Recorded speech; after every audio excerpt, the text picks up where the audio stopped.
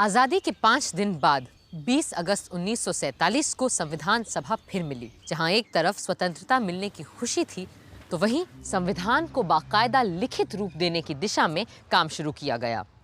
This assembly resolves that the committee consisting of Honorable Alladi Krishnaswamy Iyer, Shri N. Gopal Swamy Iyengar, Dr. B.R. Ambedkar, Shri K.M. Munshi, Sayyid Muhammad Sadullah, Shri B.N. Mittar, and Mr. D.P. Khaitan be appointed to scrutinize the draft of the text of the Constitution prepared by the Constitutional Advisor, Sir Banigal Narsingh Rao, giving effect to the decisions taken already in the Assembly. Those for the motion say aye. Aye. And those opposed to it say no. Ayes have it. Ayes have it. Ayes have it.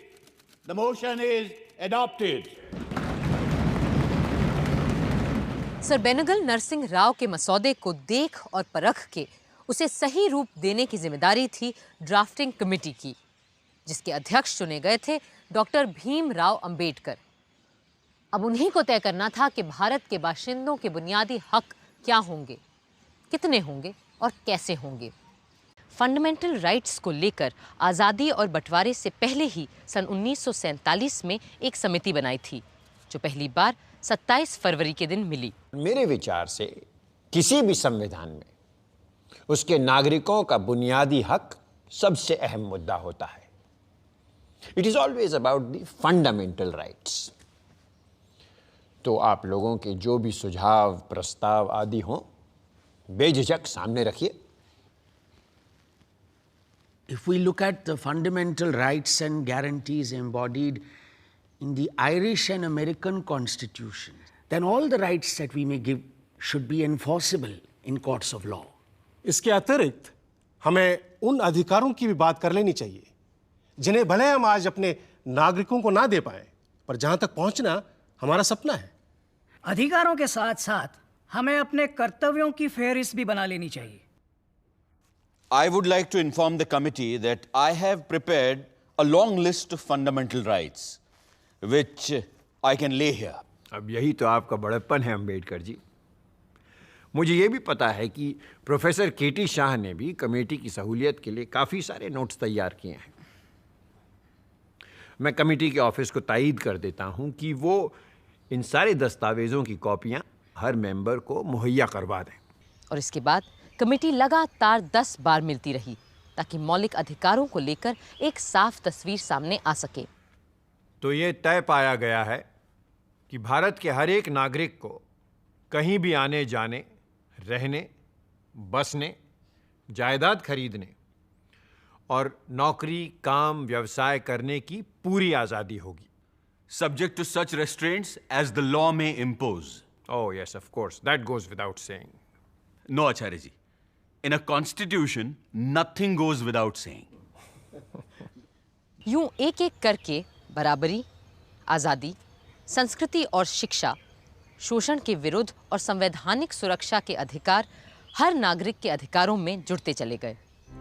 आज संसार के इतिहास में पहली बार एक देश स्थापित होते ही बिना किसी जाति, धर्म, लिंग, वर्ण और प्रदेश के भेदभाव के अपने सारे वयस्क नागरिकों को मतदान का अधिकार दे रहा है।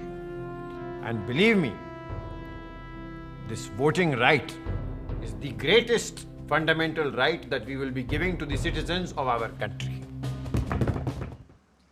पर अभी और भी कई मुद्दे तय होने थे और उनमें से एक था अभिव्यक्ति का अधिकार।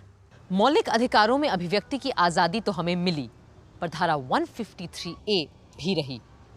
इसके बाद समिति में जोरदार वाद विवाद हथियार रखने के अधिकार को लेकर भी हुआ। मेरा विचार है कि हर नागरिक को हथियार रखने की स्वतंत्रता हो। But to allow such a thing in the present state of our society will be a dangerous thing. The Arms Act has to be a central subject. मेरा ज़ाती ख्याल है कि शिकार को छोड़कर बाकी किसी भी वजह से लोगों के हाथ में हथियार देने से बिला वजह जान माल का ख़तरा बढ़ेगा ही, और हमें इसे अलाउ नहीं करना चाहिए। यहाँ शायद मेरी आवाज़ अकेली पड़ जाए, पर मेरे मन में जिस अहिंसक सरकार और समाज का तस्वुर है, उसके लिए हथियार को ताक पे रखना ज़रूरी है। सोचने की बात है कि अगर अमेरिका की तरह हमें भी हथियार रखने का अधिकार मिल जाता तो हिंसा का बवंडर कहाँ पहुँच गया होता। पर नागरिकों के मूल अधिकारों को लेकर अभी बहुत सी बातों के बारे में सोचना था। विडंबना ये थी कि फंडामेंटल राइट्स तय करने वाली समिति को ही ये भी तय करना था कि कब ये मौलिक अधिकार नागरिकों के अधिकार नहीं रह जाएंगे। डॉक्टर अंबेडकर की दलील थी कि कभी कभी आपातकाल या इमरजेंसी में जब खुद राष्ट्र का अस्तित्व खतरे में हो तो संघ को पहले खुद को बचाना होगा, ना कि किसी नागरिक के अधिकार को।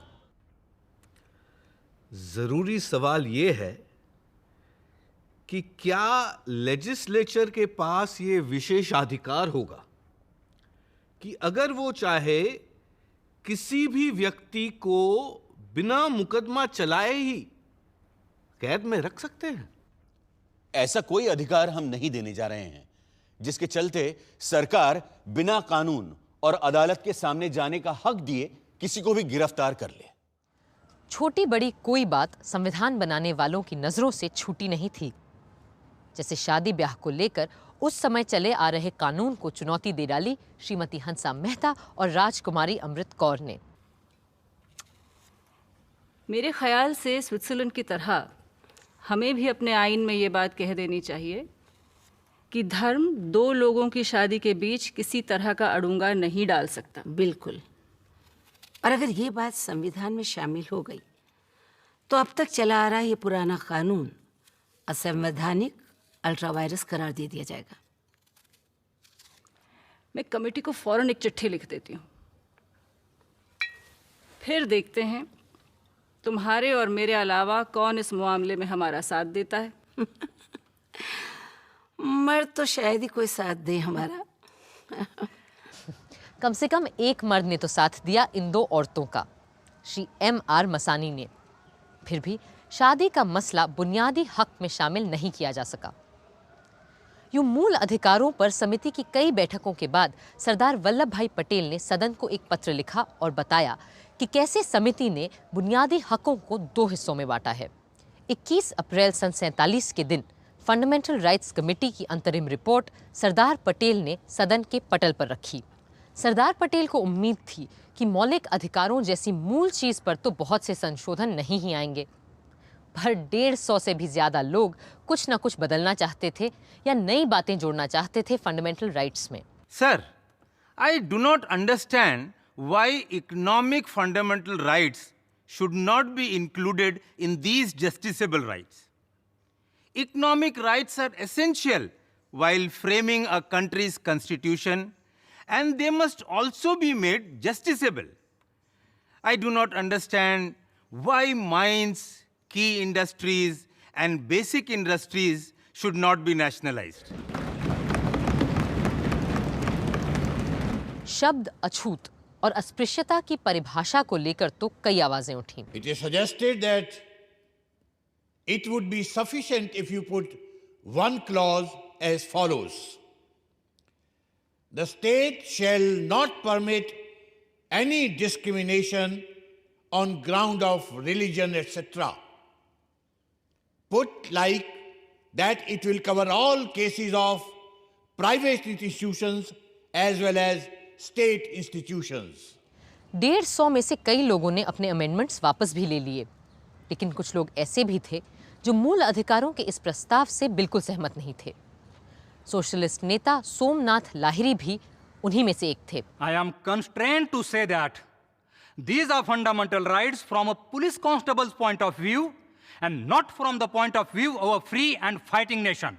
कांग्रेस की बहुमत के बावजूद सरदार पटेल ने अपने मुखालिफ सोमनाथ लाहिरी के संशोधन को माना और राजद्रोह यानी सेडिशियस शब्द को प्रस्ताव से हटा दिया। ऐसे भी लोग थे जो चाहते थे कि हम अपने संविधान और मूल अधिकारों को तब तक तय न करें जब तक वजूद में आने वाले मुल्क पाकिस्तान का संविधान नहीं बन जाता। Mr. President, sir, I am surprised at this statement of Mr. Tyagi. Rights of minorities should be absolute rights. They should not be subject to any consideration as to what another party may like to do to minorities within its jurisdiction. No matter what others do, I think we ought to do what is right in our own judgment. And personally, I think that the rights which are indicated are rights which every minority, irrespective of any other consideration, is entitled to claim. लोग कहते हैं कि महावीर त्यागी doctor Ambedkar को एक गैर राजनीतिक वकील भर मानते थे, जो स्वतंत्रता आंदोलन से बहुत दूर था और कभी जेल तक नहीं गया था। मगर डॉक्टर अंबेडकर की राजनीतिक सूझ और संवैधानिक सोच कितनी दूरदर्शी थी, ये समझने के लिए फंडामेंटल राइट्स के बारे में मुंबई के सिद्धार्थ कॉलेज के छात्रों को दिया उनका एक संबोधन ही काफी है। The idea of making a gift of fundamental rights to every individual is no doubt very laudable. The question is how to make them effective. The prevalent view is that once the rights are enacted in law, then they are safeguarded. As experience proves, rights are protected not by law, but by the social and moral conscience of the society. If the fundamental rights are opposed by the community, no law, no parliament, no judiciary can guarantee them in the real sense of the word.